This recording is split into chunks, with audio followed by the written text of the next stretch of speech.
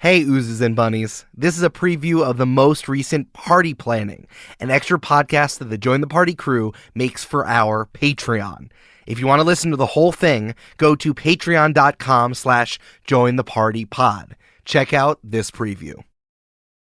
Hey, everybody. It's me, Sunchoke. I promised these Kickstarter benefits in Q2 of 2018 when I was, as you know, a minor. Therefore, I can't be held to any of my decisions. Unfortunately, here we are. It is 2025. And for my self-care and boundaries, you can't criticize me. Welcome to Brindlewood Bay, the winner of the Checks Notes One-Shot Derby 2. Your legacy, you had to check notes about that? Yeah, when your legacy is so storied, you have to write books about it. Have you ever heard of the Kennedys? Bitch. Did we pay for Sunchoke to come back and be the presenter, or? No, it's a legacy, right? Like oil. She's a Nepo baby. She's a Nepo baby. Excuse me, I'm a Nepo dynasty. Nepo dynasty is true. She is a Nepo dynasty. Sunchoke glass. She's Brandon's great-great-granddaughter from the future. Whoa. Honestly, that does make sense. Right? I think that makes more sense with our comic book logic than whatever happened in World War II, which we do not want to discuss. Honestly, 100%. I have avoided 23andMe since the jump. You think it's a conspiracy theory until it's true. Sunchoke, what was your Kickstarter for? I really want to know.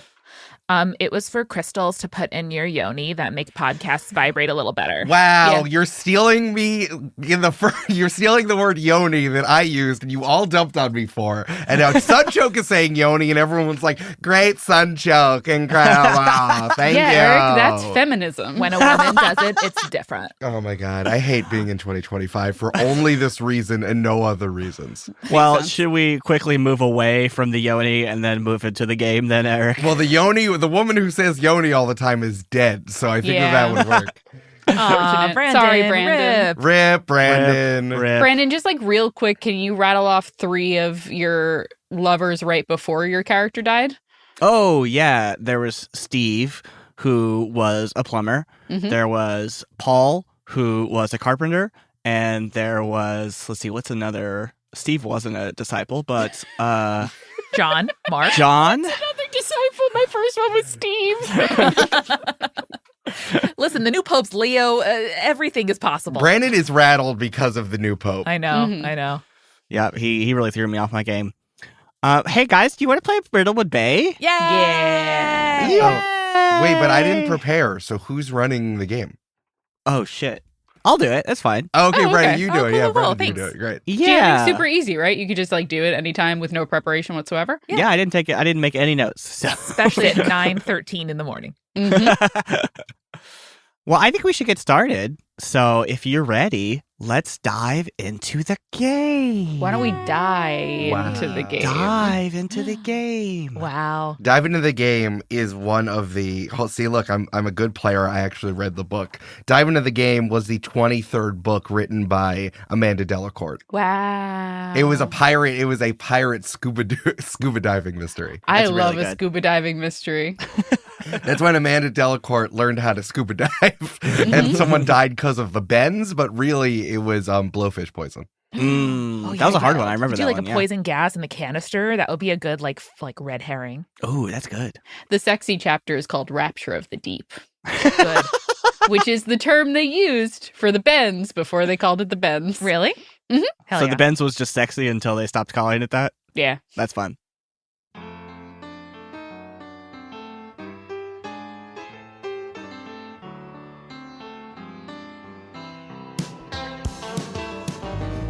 The camera flies in over the sleepy town of Brindlewood Bay, a small coastal community on the edge of Massachusetts.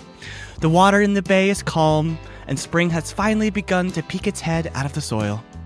Only the smallest trickle of tourists are out and about this morning, checking out the antique shops, the comfy dining spots, and the artists and artisans of all kinds in the vibrant, if small, downtown. But we're not here for those tourists. We are here for our heroes, the members of the locally famous Gold Crown Mysteries Book Club, the Murder Mavens! Woo! That's you three! Yeah, love it, guys! Yeah!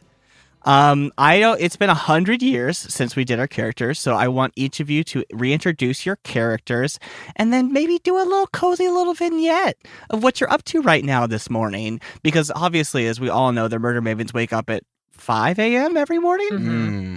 Yes, you must when you get that old. So why don't we start with Amanda? Yes. Hello. As you know, my murder maven is named Joyce Mellon. Joyce, I forgot. Yep. Joyce dresses in the style of equestrian (parentheses Northeast edition) English equestrian. Right. And her cozy activity is leather work. So I think we start the day zooming in on a very sweet small home. It's like a kind of 3-room cottage, all one story, with some like English ivy and roses growing Beautiful. up on trellises. Thank you so much. It is a vibrant yellow that really shines through like a candle from the ivy. And behind it is an outbuilding almost the same size as the house, which is why Joyce settled on this property in the first place, which is her barn that she's turned into her leatherworking studio. And so we see her on an ergonomically proper like office chair, but the high one, like you can like sit up. And she is at a big farmhouse table, all covered in like nicks and stains, but very well cared for and shined to a gleam as she is working on with a little dainty hammer and a bit of leather, pounding in some rivets to finish a water bottle holder that she has been making with a little strap. So when she goes on her walks or goes back and forth, to town, she can have her water bottle in her little holster. That's so cute. Yeah. Love that. She's got a cup of tea. She's dressed in a thick sweater with a collared shirt underneath, and some like oversized but very comfy sort of like tweed cottony joggers that she's tucked into some like hiking boots. Now, before we move on, Amanda, is your favorite character on the repair shop also the leather lady because she's so Of cool? course. And I Okay. do also think it's so wholesome she works with her brother. I know, they're so good. Okay. So cute. Sue. It's really not fair that they took an idea from my head and made the host of that show, his name is Jay Blades. That feels really rude, and it feels like it's my IP. That is an Eric NPC. That is an Eric voice. The man dresses like an Eric NPC. Hey, what's up, bro? What you got going in here? My name's Jay Blades. I'm Jay Blades. I'm Jay Blades. I'm about to restore your childhood chair. Here's my son, who also is going to help me restore things. This is Jay Blades Jr. I'm pretty sure that man is also like 83 and he looks like he's 40. It's great. Truly. Since 2020, he's been like rediscovering his Black British heritage on his Instagram, and like hell every yeah. 2 weeks he'll post like a bad photo and a kind caption about like a historical Black Britain, and just at the end be like, Black Britons have always been important. Jay Blades. That's So awesome. cute. I have no idea what we're talking about. Well, why don't we move on to Julia? As you might recall, my character's name is Sybil Valentine. Mhm. Sybil Valentine. She is the hippy dippy one of the group. Her cozy activity is cooking, and she was the one who ran the like health food store / cafe for a long time, but now has given that up for her son Ryan, whose full name is Orion, but only goes by Ryan because he's embarrassed by the hippy dippy name that his mother's gave him.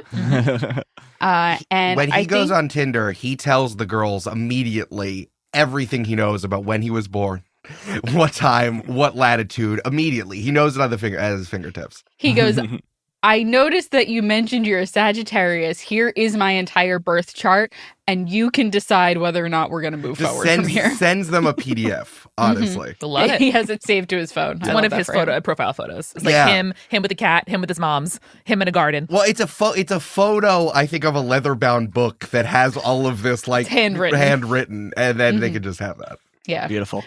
And I think we cut to Sybil. It's 5 a.m. I think even though Sybil is retired, once a week, she still goes into the health food store / cafe to make her famous granola mix. Mm. This is inspired by the fact that one of Jake's family friends owns an Italian restaurant, and their like 94-year-old mother still goes and makes the Italian cheesecake every single week. Fuck Wow. yeah, man. And it's like the only thing that I'm like, do you guys have the cheesecake? Is it early enough in the week that the cheesecake is still here? So I think that's Sybil. So you cut to her in like the industrial kitchen of the cafe, kind of like throwing some granola together. And then there's a little batch that's got a little flour on it. And that's her special batch. Yeah. What is the special? It's tossed with weed butter. Okay. Yeah. Did I accidentally make 2 stoners in a row? Yes, I did. But it's a beautiful like sort of handing down of the weed torch generation to generation. I don't think Ryan is like imbibes as much as Sybil does. Oh, I meant from Sybil to Kraft. To Kraft, yes, okay. But I do think that he knows how to make all of the like baked goods into baked weed goods if people want that. It's kind of like a pull town. in case of emergency, small business, option. Yeah, exactly. In the refrigerator, is there like a section of like the regular butter and then the weed butter? But in the weed butter, there's like 12 different Post-it notes and different signs that have like a poison mark and like do not touch, like do not eat. I think they're all just labeled with different types of flowers depending on what the bud like essence is. Julia, what if it's in uranium glass? Y'all know about this? Yes. The green glass that Yeah. gives you cancer? No. That one? No. It looks like it glows in the dark, basically. And it does have a little bit of, and it does give you cancer because Just a tiny bit of radiation. Just a little bit. Yeah, like little bit. 1/4 of a Curie in there. Like the amount you would get if you worked as a receptionist at a dentist office. There you know you what I go. mean? There you go. When you said 1/4 of a Curie, I just imagined her like from the knees down. Yeah, That's really like funny. the amount of radiation in Marie Curie's foot. But I think she's like in the back of this kitchen in a muumuu, no bra, Birkenstocks on, closed-toed Birkenstocks on, because it is a kitchen. Smart. Yeah, you got it. And Safety first. just like humming to herself as she tosses the granola and like bags it up into individual little like paper bags. Cute. What's her favorite song that she's listening to? I think it's anything by Fleetwood Mac. Hell yeah, dude. Like the Love it. entire Rumors album just plays on repeat. I love Mhm. that, like, Ryan must have made her a playlist that it's like all of Rumors, and then it's like one Grateful Dead song. Yes. It goes for 35 minutes, and then Rumors again, and then a different Grateful Dead song.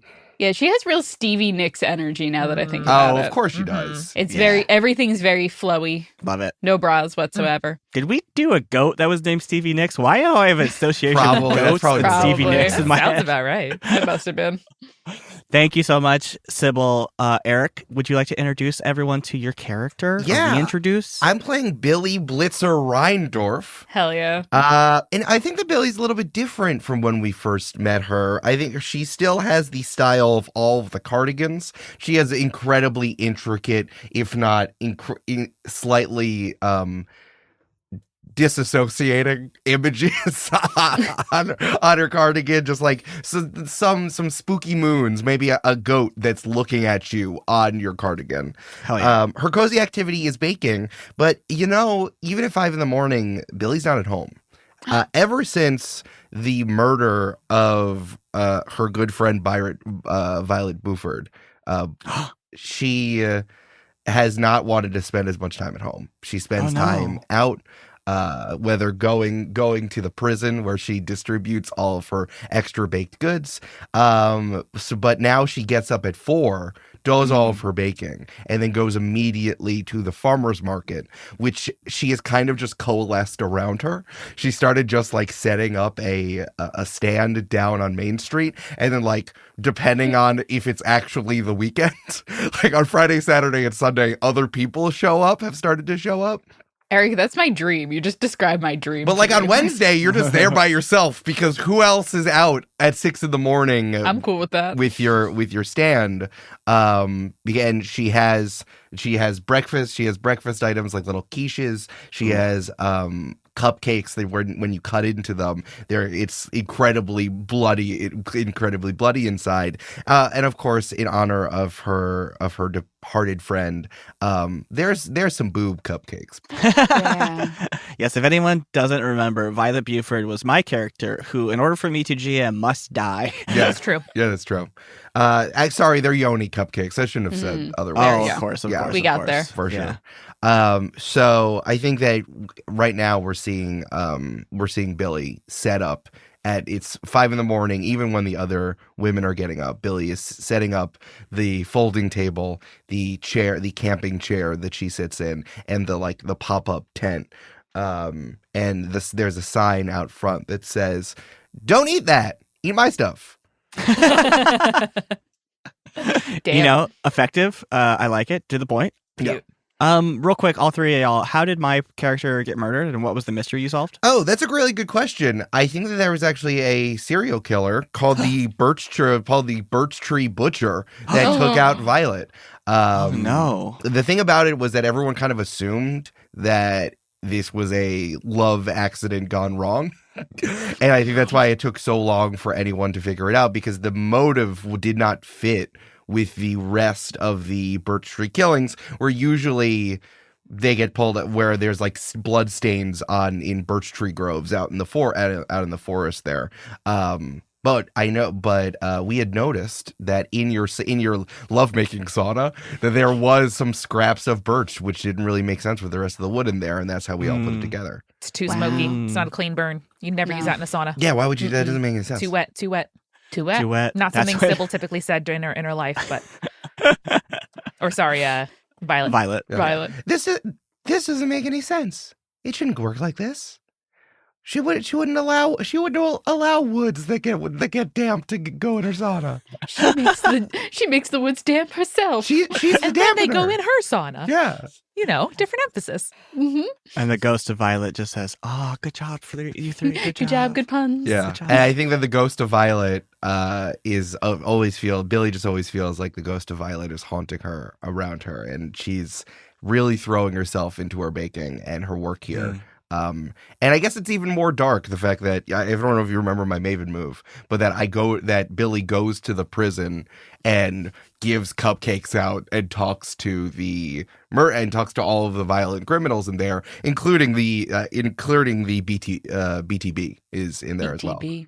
Yeah. Well, I assume the prison in Brindlewood Bay is pretty small, so there's the handful of serial killers that y'all have put behind bars, but there's also the town lovable drunk who just gets arrested because he needs to dry out and he needs a place to stay. So I feel like those people should be in different places. well, you need to keep them away from the alcohol so they can dry out. Budget cuts, Julia. It's budget Yeah. cuts. It's not really a jail, on that side of the prison. So Yeah. But so you bring cupcakes to them all, or whatever Yeah. you bring. What is Billy's favorite pastry to make, or best-selling pastry? Oh, I mean, it's definitely the murder cupcakes, right? Like, the thing is about it is that the fact that Billy spends enough time layering every single cupcake, so there's like 10 layers inside of that thing, and like 5 of them look super bloody, but the way that you make them look super bloody, and that you can cook them, and they have a different consistency, because they're like gooshy, but then because they're layered in between traditional cake that kind of holds the structure of the cupcake together. Love it. That sounds delicious. Innovative. Innovative. Well, thank you all for those wonderful scenes. They were very cozy, very beautiful. But unfortunately, as we zoom out from our last scene with Billy here, the camera sort of splits into 3, and we see all 3 of you doing your cozy activities at once. And we see from behind the camera all at once, 3 people rush to your doors and to your stand and slam on the door, and the one at your stand just saying, "Billy, Billy, Billy." And at the same time, you all open your door and you say, "You're needed on set, because the mystery we're doing today is the GBBBO, the Great Brindlewood Bake Off." Way! Yay! That was great. My favorite part was the accent work. If you like that, you got to hear the rest of party planning by joining the Patreon at patreon.com/jointhepartypod.